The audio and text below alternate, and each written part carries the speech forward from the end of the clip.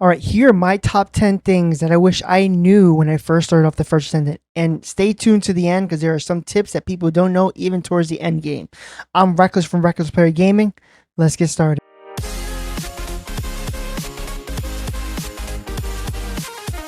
All right, these are my top 10 things that I wish I knew when I first started playing the game. And even towards the end, I still learned a few more things from part of the community, and I really do appreciate the community we are starting to build.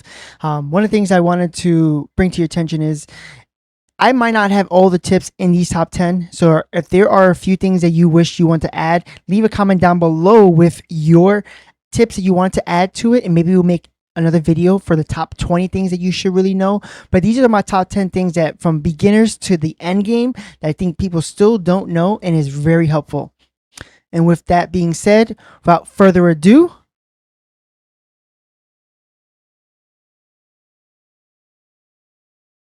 all right.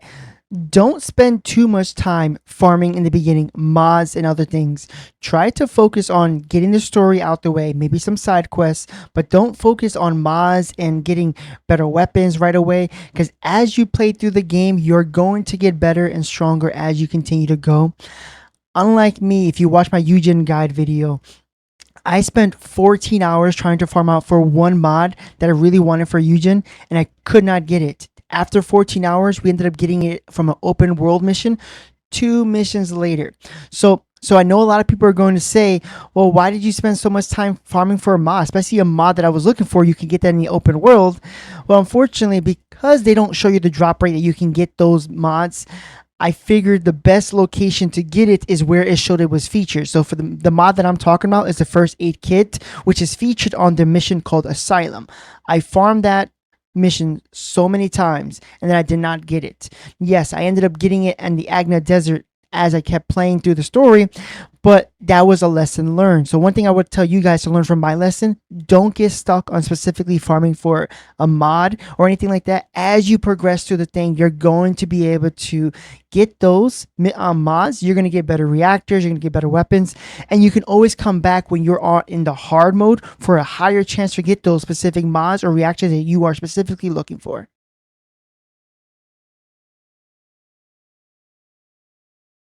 All right, something that's very important early on is to focus on your staple mods that you can use for other descendants and other weapons, so you don't have to waste too many resources trying to farm and put into specific mods that might not work on every other character.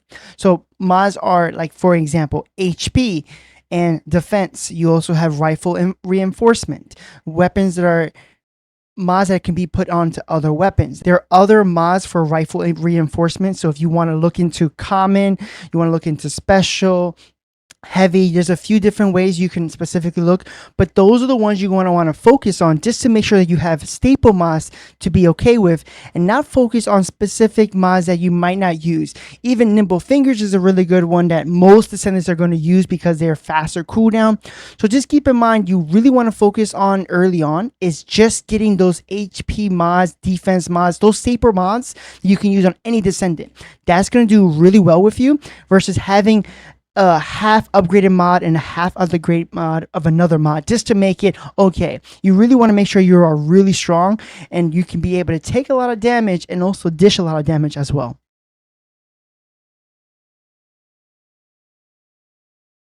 All right, the next tip I want to show you guys is, I don't know why I did not know this from the beta or anything like that, but a lot of you guys were able to tell me in the comments down below on some of my guides that if you focus on your sub mods or your transcendent mods, if you upgrade upgrading these two specifically. Now you can upgrade this one specifically with, kicking and shock punch and stuff like that. But what you want to focus on are most likely the grapple mods, because they're going to be the best for you. You can always punch. You don't lose your punch.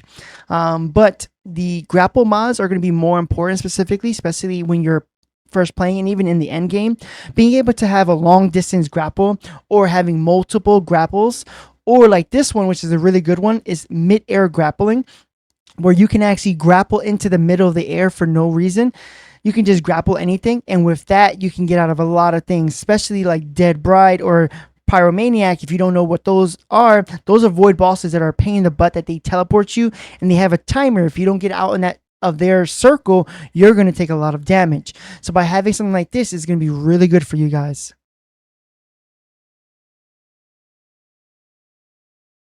All right, another small tip I wish I knew when I first started was there is a storage location that you can drop the excess material you don't want to keep on you at all times. So in your inventory, if you were to press I, you only have a certain amount of slots here specifically. What you can actually do is all the stuff, if you're having issues trying to save some stuff, trying to delete some stuff, if you're trying to keep some items but if you're having issues with storage, and you can always go to this icon here specifically. You can find these throughout the maps. You have one here, and each of the location, the main point also has that map. So if you go to Kingston, for example, and you go here, we go ahead and click on it. I will show you guys that on the map you actually see that same storage unit. All right, as you spawn, you will see the storage unit here specifically. Like I said, this is really good if you're having some inventory issues. You can drop your items there. Things that you might want to keep, things you might want to look down the road and see if you might want to use it. This is not a really bad option to help with some of the inventory space. So a lot of people don't know this. I learned this later down the road that you can use this. Again, this is something you can help you with the inventory space you have in the game.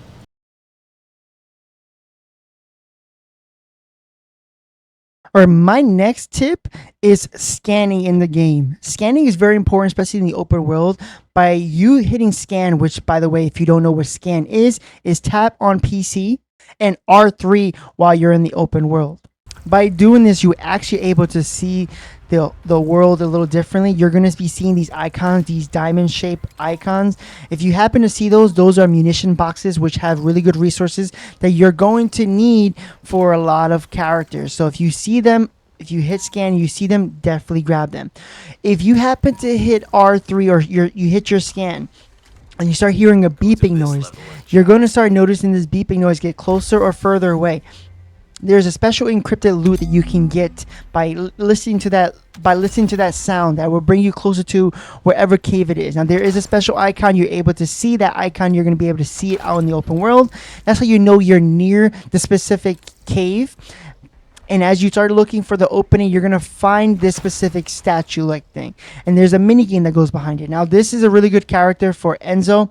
Enzo is a really great descendant that can help you, give you a little bit more time, makes it a little bit more easier to get these encrypted loot drops to help you out. They give you a little bit more time, easier, and even helps you with getting more rewards.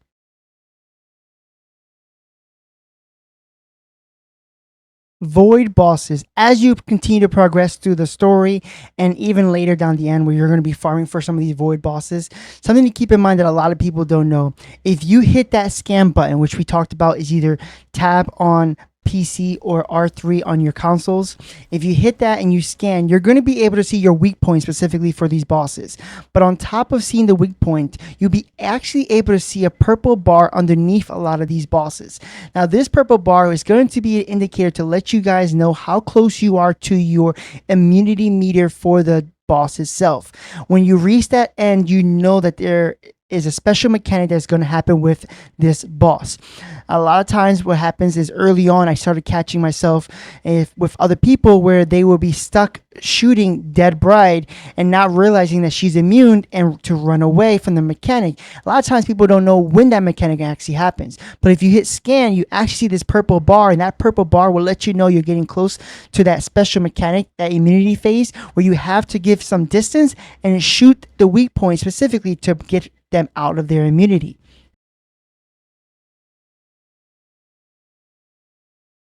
Now, my next tip, I want to say, is almost a pro tip for a lot of you guys, because a lot of people don't know this. When I go into void bosses, people don't know this, and I always point it out on my streams. When you scan and you see that there is a weak point that you could grab onto the boss's shoulder because it's yellow.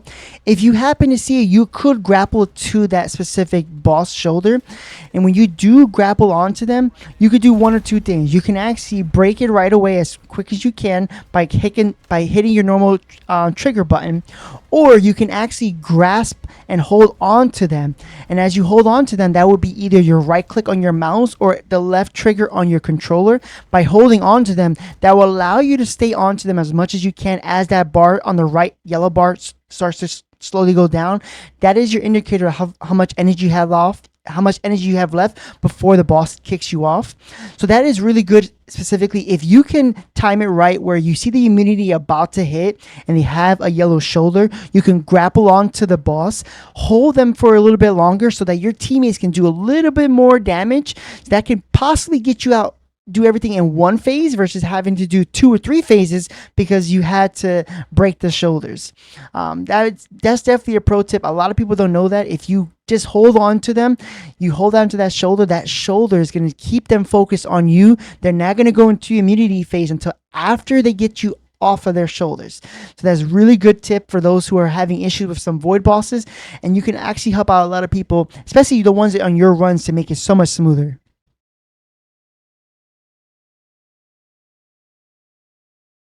All right, the next thing I wanted to go over with you guys is try to figure out, as you start to reach endgame, try to figure out what you specifically need to make your character stronger. Now, one thing I learned as I continued to keep playing that I realized when it comes to reactors and things of that sort, you're going to start focusing on, we're going to use Bunny as an example. Bunny is a really good DPS character. She can do she can farm and do a lot of things for you.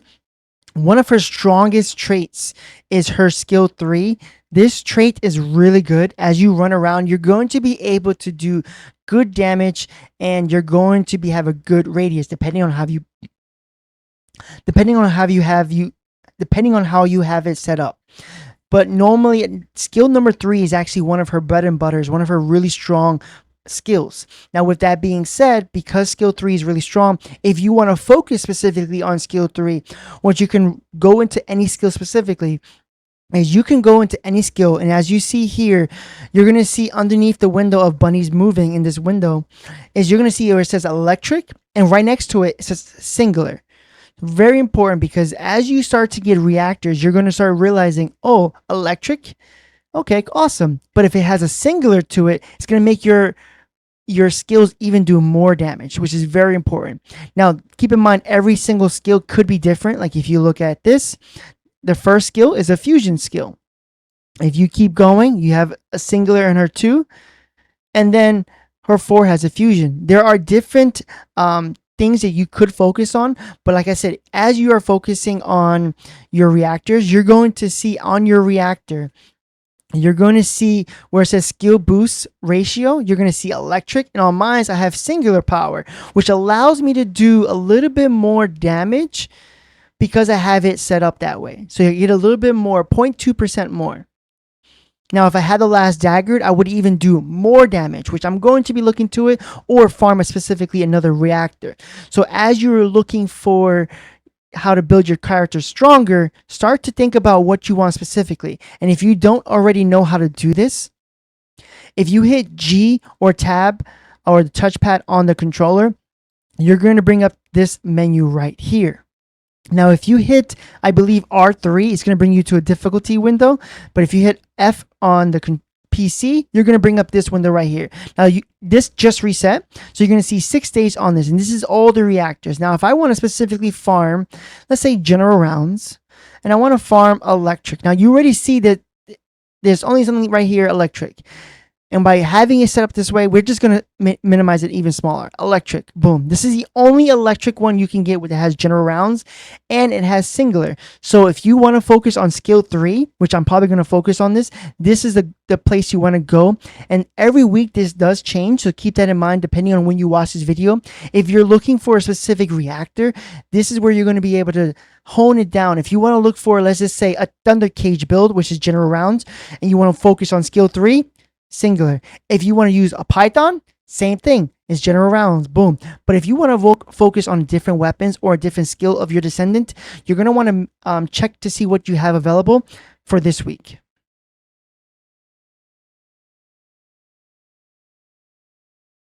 All right, we talked about earlier, we talked about Enzo being a really great descendant to get encrypted reward drops, but you could also have another descendant that does really good specifically in endgame. And her name is Sharon. Sharon, she goes invisible. She's the only character currently right now as a recording of this video that can go invisible and do void outposts. And by doing the void outpost invisible, you're doing it stealth wise. By doing that, you have a chance to get 2 to maybe even 3 times the loot. There's times where I've actually seen myself get 2 patterns and a shape form stabilizer. So it has happened before. But what I want to just make it clear that Sharon is really good for endgame. So if you could farm her out, it is her farm is a little easy. One of them is really pain in the butt to get, but a lot of people tend to get it early, and then some people have really bad RNG. So Sharon is a really good one to have an end game specifically, because you're going to be able to do void outposts, and a lot of void outposts you could possibly do them by yourself solo, but as you get stronger with your Sharon, you might be able to do it even on hard to give you those better patterns that have different rates, and with those it's going to be harder for sure, but they're going to be more rare. They're going to have a higher chance to get certain things you won't be able to have with the normal version. So Sharon is a really good investment to have for sure. And if you see people doing void outposts and you happen to see a Sharon out there, most likely they're doing Sharon stealth farming. So if you want to be part of that outpost of possible farming, just message someone in there. Say, hey, are you doing stealth farms? Most likely they're going to answer you back. If they don't, you could do one or two things. One, you can stay back and you can shoot the boss from a distance, because it takes 9 seconds before they actually fail your mission when you're outside of the location. Or if you hug the wall, the outer wall, you won't get noticed. So just keep that in mind. You could do one or two things, and then as soon as you're done and the boss comes out from that void outpost, you can go in and do as much damage as you can. And then you have a chance to get these special patterns and also forms, and make it easier for you guys to get descendants and weapons, because you have these special patterns.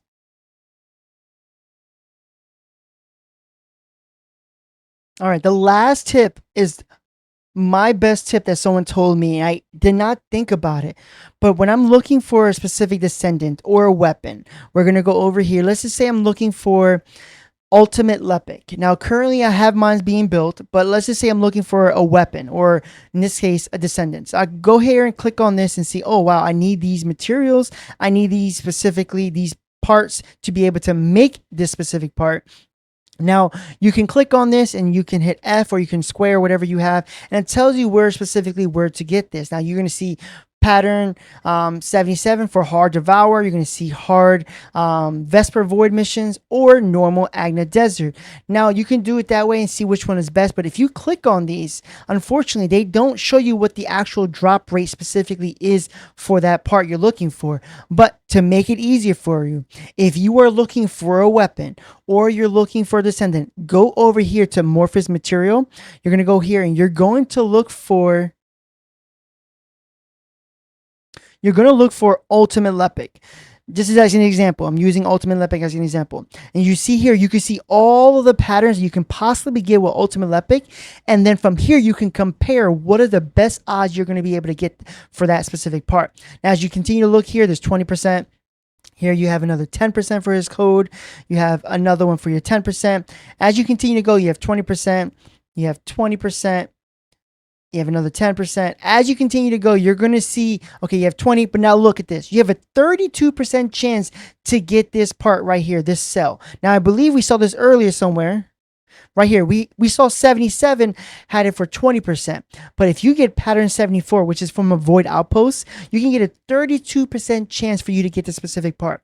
This is a great way for you to be able to compare your best results, your best percentage for you to get a specific drop by doing it this way versus clicking on each one. And when I heard about this, my mind was blown that this was so much easier way to actually specifically look. And again, this is something that I didn't even think about. And I know a lot of people don't think about this, because as I play with some of my friends, even some that are on stream didn't realize this. And they're like, what? I didn't know that. Really good idea to make it so much easier for you guys as you're looking for a specific part. And by doing this, you can also see what other stuff are on that specific pattern to make it so much easier. So if you don't have piercing light, or you don't have secret garden, or a chance for Easy code, you can farm this specific pattern and have a chance to get all of that. But let's say you have some of these already. you can still get that 32% chance, which is a higher drop rate. But let's say you might want to try this one instead, where you have a 20% chance, but you have a chance to get an energy activator blueprint, SCMOS stabilizer, execution polymer, and a blue beetle synthesizer. So you can choose to see which one you want to go after, and it makes it so much easier for you guys when specifically looking for something.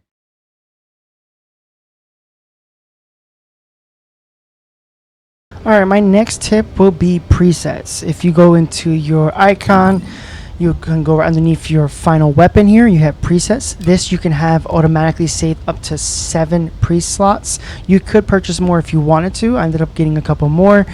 This allows you to flip into different descendants with the reactor you want, the component you want, and the weapon you want, which makes it so much easier when switching out. When you first start off, you're going to get whatever starter character you choose, and you can get into Bunny, Freyna, and as you continue to keep progressing versus having to swap out all those components every time, and you want to use a specific character, having it pre-saved makes it so much easier. So if I want to go into my ultimate Lepic build, I can press F on here and I will have it. If I want to do deep Eugen for heals, I can go ahead and click on that, and now I'm on my healing build, which again I will showcase that in another video coming up soon. But if you guys, as you saw from my last video, we talked about Luna. So if I want to go into that build, and as you see, I need to have space, so you do need to have space in your inventory to pull an item out. I wasn't able to pull it out, so as you see here, unable to load due to insufficient inventory space, so I couldn't pull out that one item for Luna. So you do need some space just for that, but it would actually pull it from your storage unit from my previous tip. Just FYI when you need to do that, but it makes it so much easier to swap different characters on the fly. All right, and that is the end of the video. Those are my top 10 things that I was told that I wish I kind of knew when I first started, and I just wanted to give that information out to other people who might be in my same boat, who might have just started actually recently, or they're almost done with the story, or they're already at endgame and they don't know some of these things. So something to keep in mind for sure. Let me know down below what are some things that I did not mention, and maybe we'll make a video for the top 20 things we should know, and I'll add your tip onto there as well. Now we're gonna do that great YouTube stuff. Comment, like, and subscribe, and I'll see you guys in the next video. Peace.